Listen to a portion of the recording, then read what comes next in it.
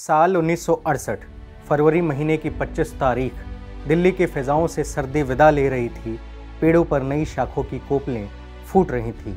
दिल्ली के एक सफदरजंग रोड यानी तब के प्रधानमंत्री आवास में एक युगल का प्रेम परवान चढ़ रहा था। 3 साल डेट करने के बाद आज साथ में जीने मरने की कस्में खा रहे थे। 21 बरस की एक सकुचाई सी लड़की जो पैदा तो इटली के ट्यूरिन शहर में हुई थी, लेकिन आज उसने भारतीय संस्कृति और परंपरा को आत्मसात कर लिया था। ये साधारण से दिखने वाली लेकिन एक असाधारण प्रतिभा और जज्बे वाली लड़की के भारत के सबसे बड़े राजनीतिक घराने की बहू बनने की कहानी है। ये हिंदुस्तान की उस बहू के संघर्ष और त्याग की कहानी है जिसने भारतीय राजनीति में समर्पण की सबसे बड़ी और अमिट लकीर खींची। प्रधानमंत्री की कुर्सी के करीब पहुंचकर उस पद को अस्वीकार कर देने वाली सोनिया गांधी के साहस और जज्बे का शायद ही कोई सानी। सोनिया गांधी, वो महिला जिन्हें Rajiv the most beautiful women I know कहा करते थे। वो महिला जिसने अपनी माँ जैसी सास को अपनी बाहों में आखिरी सांस लेते देखा था। वो महिला जिसने इस देश की खातिर बलिदान हो गए अपने पति को चिथड़ों में देखा था। कई दफा द्रवित और विचलित भी हुई, लेकिन देश के प्रति अपने कर्तव्यों से विमुख ना हुई। नमस्ते, मेरा नाम अनिल शारदा है और आज मैं इतिहास के पन्नों को पलटते हुए सोनिया गांधी के त्याग और समर्पण की कहानी सुनाने और दिखाने आया हूं। कहानी यहां से शुरू होती है।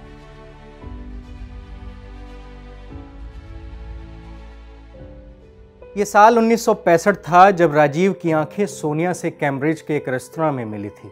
पढ़ने में तेज तर्रार सोनिया ने कैम्ब्रिज के लैंग्वेज कॉलेज में दाखिला लिया था। वहां रहने के दौरान उन्हें खाने की समस्या हुई तो कैम्ब्रिज में ही एक ग्रीक रेस्तरां में नियमित तौर पर खाना खाने जाने लगी। यहीं भारत के तत्कालीन प्रधानमंत्री श्रीमती इंदिरा गांधी के बड़े बेटे राजीव गांधी से उनकी पहली मुलाकात हुई और दोनों को पहली नज़र में ही प्यार हो गया था। दोनों का रिश्ता इस रेस्तरां से शुरू हुआ जो एक अटूट बंधन में बंध गया। राजीव गांधी प्रधानमंत्री के बेटे जरूर थे, लेकिन उन्हें सियासत बिल्कुल भी पसंद नहीं थी। वहीं दूसरी ओर सोनिया के लिए तो जैसे राजीव ही पूरी दुनिया हो।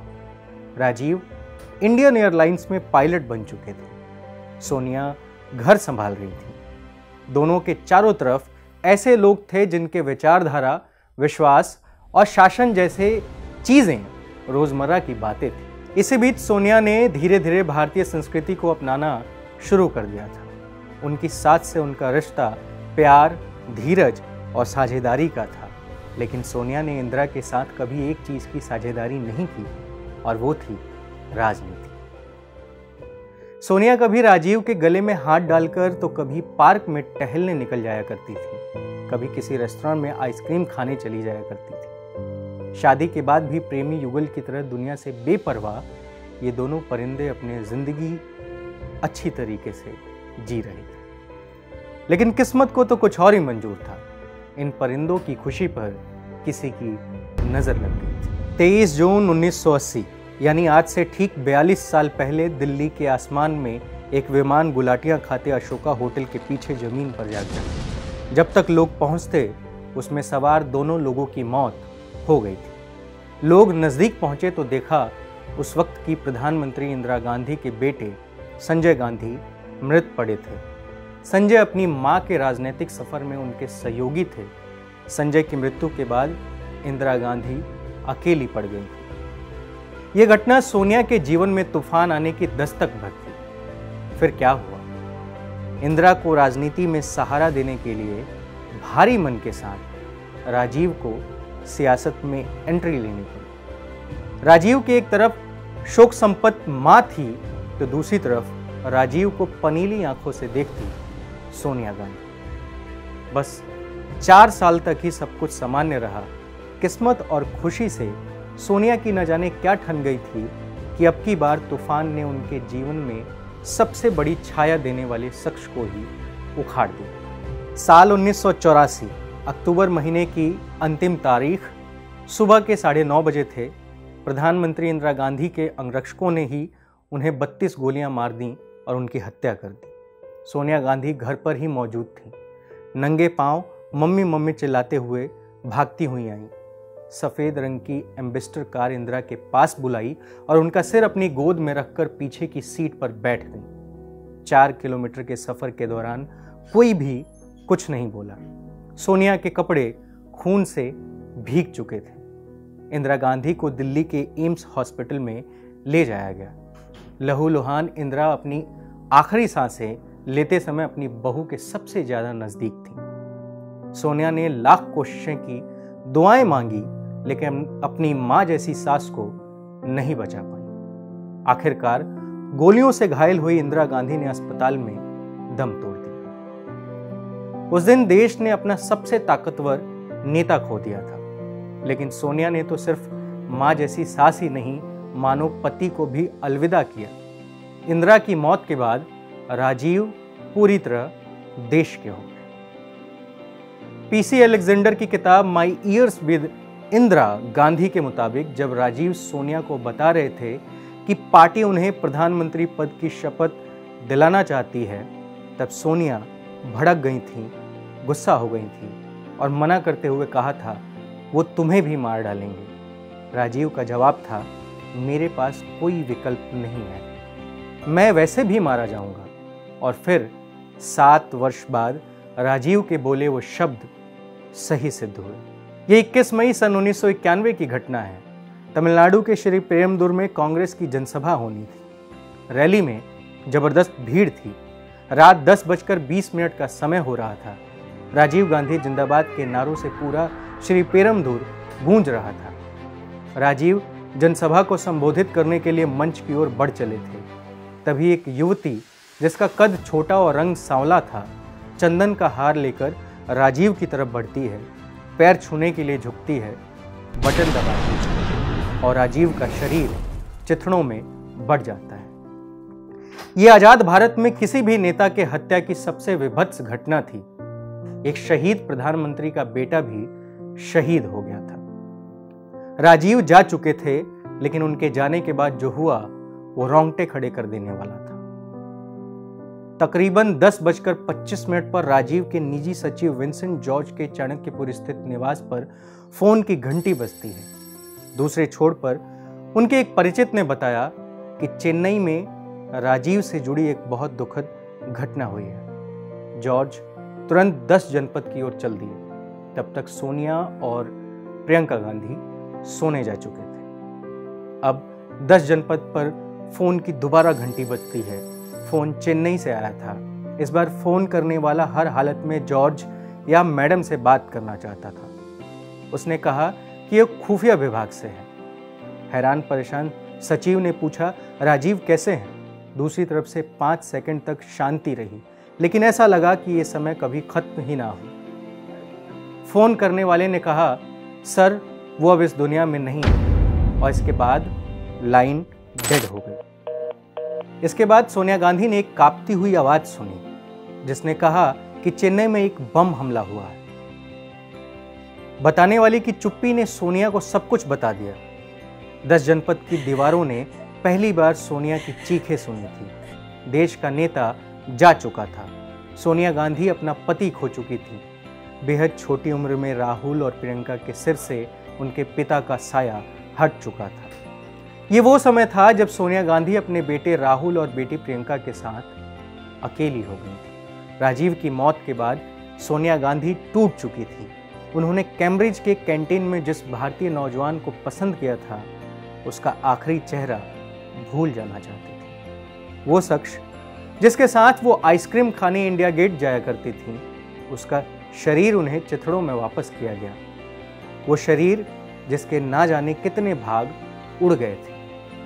राजीव की हत्या के बाद गांधी परिवार का कोई सदस्य कांग्रेस की राजनीति में सक्रिय न रहा।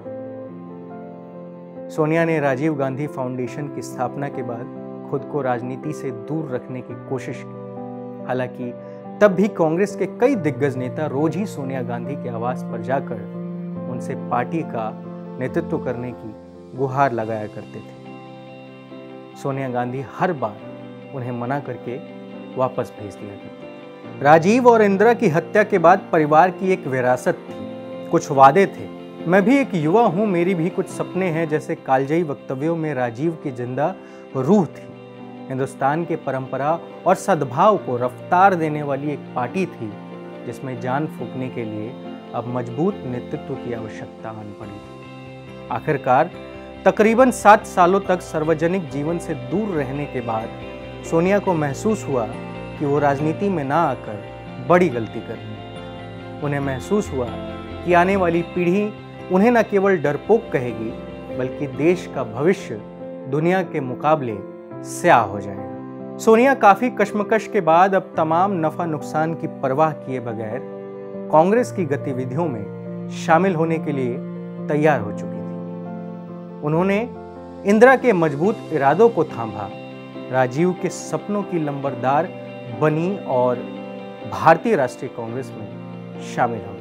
अब सोनिया गांधी के हाथों में पार्टी की कमान थी। ये वो समय था जब विपक्षी पार्टियां कह रही थीं कि कांग्रेस अब खत्म हो गई है। कोई कहता कि कांग्रेस 115 साल की बुढ़िया हो गई है, लेकिन वक्त के साथ सोनिया ने उन सबको आईना दिखा दिया। साल 1999 में हुए लोकसभा चुनाव में सोनिया गांधी ने कर्नाटक के बेल्लारी और उत्तर प्रदेश की अमेठी से पर्चा भरा और दोनों सीटें जीत गईं। हालांकि बाद में उन्होंने अमेठी को अपना संसदीय क्षेत्र चुना।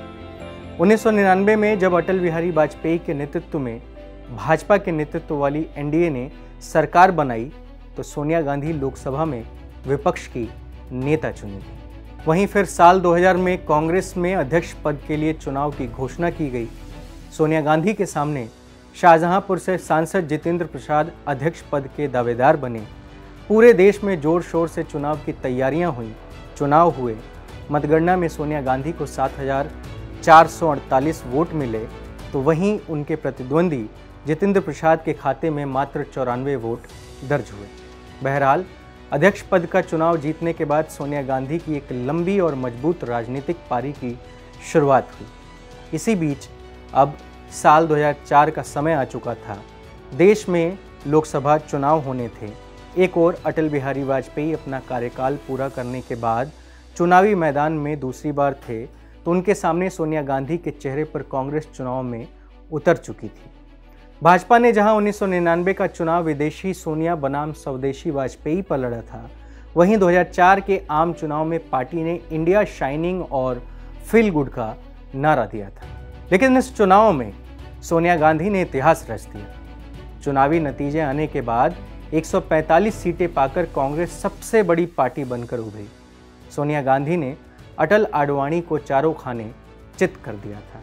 यह चुनाव सोनिया गांधी के मजबूत नेतृत्व का गवाह बना, जब उन्होंने देश भर के अलग अलग हिस्सों में चुनाव जीतने वाले क्षेत्रीय पार्टियों को भरोसे में लेकर संयुक्त प्रगतिशील गठबंधन यानी कि यूपीए का गठन किया। सोनिया गांधी ने यूपीए के निर्माण में पूरी दुनिया के सामने गठबंधन की समावेशी राजनीति का नया आयाम पेश कर दिया।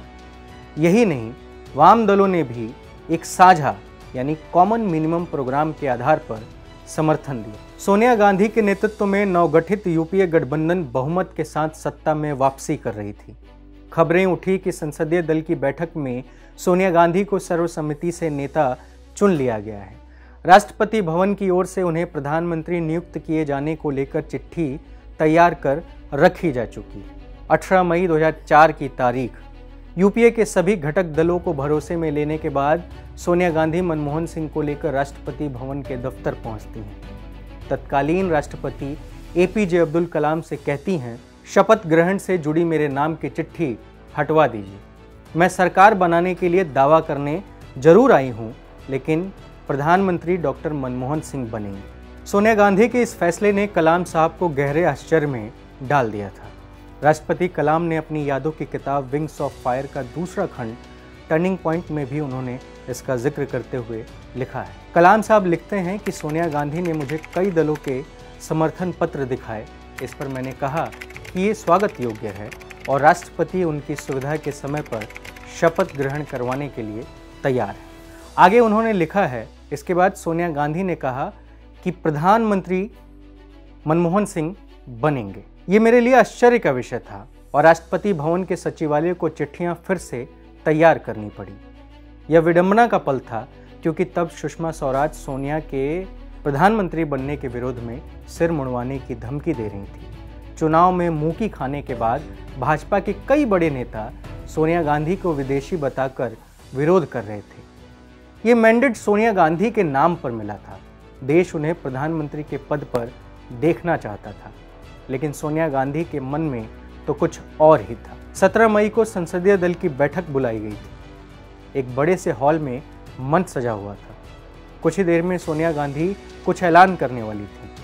फिर सोनिया खुद आई और बोली, बात हमेशा साफ रही और मैं कई दफे कह भी चुकी हूँ कि मेरा लक्ष्य प्रधानमंत्री का पद नहीं, मेरे सामने हमेशा स्पष्ट था कि अगर कभी ऐसी स्थिति पैदा हुई जैसी आज, तो मैं अपनी आत्मा की आवाज के मुताबिक चलूंगी। आज मेरी अंतरात्मा मुझसे कह रही है कि मैं विनम्रता के साथ ये पद स्वीकार करने से मना कर दूं। वजह जो भी रही हो, सोनिया ने प्रधानमंत्री का पद ठुकरा दिया था। हॉल में खड़े सभी लोग अवाक रह गए थे। देखते ही देखते यूपीए गठबंधन के कई बड़े नेता वहां पहुंच चुके थे। 10 जनपद के बाहर कार्यकर्ताओं का बड़ा हुजूम उमड़ पड़ा था। सोनिया गांधी ने प्रधानमंत्री की कुर्सी तो ठुकरा दिया था, उनके इस फैसले ने बड़े बड़ों के पांव ठिठका दिए थे। कार्यकर्ताओं का जोश अब आंदोलन का रूप लेने लगा था। सोनिया के समर्थन में पूरे देश से चक्का जाम, भूख हड़ताल और धरना प्रदर्शन की खबरें आने लगी। कार्यकर्ताओं ने आत्महत्या तक करने की धमकी दी, लेकिन सोनिया फिर भी ना हिली, अडिग रही। प्रधानमंत्री का पद ठुकराने के बावजूद सोनिया गांधी देश की सबसे ताकतवर नेता बन चुकी थी। उनके त्याग और बलिदान ने पक्ष विपक्ष समेत पूरे देश को सन्न कर दिया था। मनमोहन सिंह देश के प्रधानमंत्री बन चुके थे। यूपीए सरकार में सोनिया गांधी बतौर यूपीए की चेयरपर्सन मजबूती से खड़ी रहीं। मनमोहन सिंह सरकार के जन कल्याणकारी फैसलों के पीछे सोनिया गांधी की अमिट छाप थी। यूपीए 1 और 2 के दौरान जन अधिकारों का स्वर्णिम दौर सोनिया गांधी और यूपीए सरकार की साझेदारी का नतीजा था। अपने सम्मुख सोनिया गांधी ने नेशनल एडवाइजरी काउंसिल के माध्यम से ऐसे लोगों को जोड़ा जो कि शोषित वंचित तबकों के लोगों की आवाज को और मुखर कर रहे थे। इस दौरान ग्रामीण भारत में मनरेगा से लोगों को काम का अधिकार मिला, देश भर के बच्चों को शिक्षा का अधिकार मिला, प्रशासन में जवाबदेही और पारदर्शिता के उद्देश्य से सूचना का अधिकार मिला। भारत जैसे प्रगतिशील देश में हर घर अन्न पहुँचे, उसी मकसद से भोजन का अधिकार कानून लाया गया। यही नहीं, आदिवासियों को उनके जल, जंगल और जमीन का अधिकार मिला, जिससे कि उनका उत्पीड़न ना हो सके। इसके बाद NRHM यानी कि स्वास्थ्य का अधिकार मिला। ये वो स्वर्णिम दौर था जब ऐतिहासिक रूप से 27 करोड़ लोगों को गरीबी रेखा से उबारा गया था। सोनिया गांधी भले ही विदेश में जन्मी थी, लेकिन जीवन के 76 वर्षों में से 55 तो उन्होंने इस देश की बहू बनकर हिंदुस्तान की संस्कृति के संरक्षण और अपने कर्तव्य के निर्वाह में ही बिताए, और इसका उन्हें गर्व है। I came to India in 1968 as the daughter-in-law of Indira Gandhi. I have spent 48 years of my life in India. This is my home. This is my country. For all of my 48 years here in my country, India, it is in its earth that the blood of my loved one is mingled. It is here that I will breathe my last, and it is here that my ashes will mingle with those of my loved ones. The Prime Minister can sink to whichever depths he wishes to challenge my integrity, but he cannot take the truth away from my commitment and my love for India. जिस राजीव की दुल्हन बनकर सोनिया भारत आई, उनके साथ तो महज 23 साल ही बिता पाई। जीवन के 32 साल तो वैधव्य की पीड़ा को सहते हुए अपने कर्तव्य पथ से कभी भी सोनिया विमुख ना हो।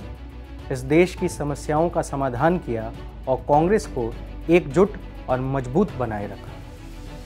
उम्र के इस पड़ाव पर कांग्रेस अध्यक्ष पद से हटने के बाद सोनिया गांधी कांग्रेस के मूल्यों की सदैव संरक्षिका बनी रहीं।